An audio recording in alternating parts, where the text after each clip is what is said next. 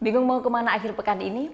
Tak perlu khawatir, wisata air panas di Desa Angsri Tabanan bisa Anda coba. Sensasi berendam air panas sambil menikmati gemericik pemandangan air terjun. Bu.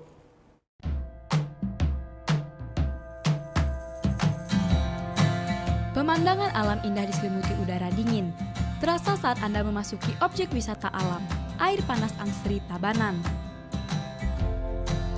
Ya, sesuai namanya, wisata alam air panas Angsri menawarkan kehangatan yang berasal langsung dari sumber mata air alami. Di wisata air panas ini, pengunjung bisa memilih kolam sesuai keinginan karena terdapat 6 kolam air panas yang terdiri dari 2 kolam terbuka dan 4 kolam tertutup.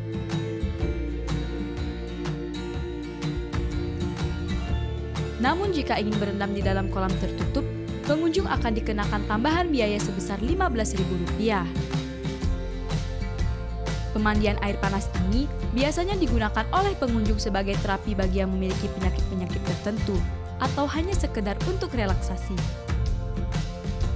Sambil berendam menikmati panasnya air sekitar 48 derajat Celcius, pengunjung juga disegarkan dengan pemandangan air terjun alami yang berdekatan dengan kolam. Angsri tempatnya sih alami banget ya. Di situ di umum itu kayak langsung pure ke luar gitu. Habis itu juga ada air terjunnya, atas banyak pohon-pohonnya, bagus banget. Alat banget, juga bagus buat kesehatan. Pemandian air panas di Desa Angsri Tabanan ini sudah ada sejak tahun 80-an, namun baru terkelola dengan baik sejak tahun 2007.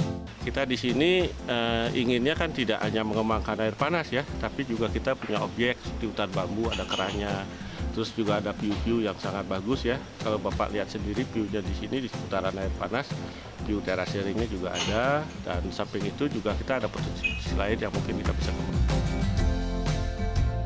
Bagi pengunjung lokal, cukup membayar tiket masuk sebesar Rp7.000, sedangkan untuk wisatawan mancanegara dikenakan Rp35.000.